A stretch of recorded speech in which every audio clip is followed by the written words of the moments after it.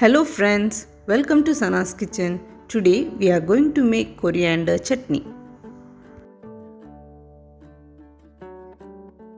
Take a blender, add 1 cup of grated coconut, small piece ginger, 2 green chilies, then add few curry leaves, then add handful of coriander leaves.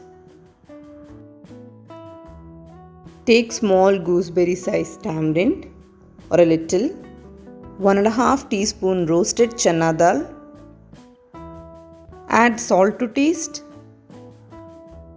add 2 tablespoon water and grind it to a smooth paste. Don't add more water, we want a thick chutney, so add only 2 tablespoon water. Now grind it well.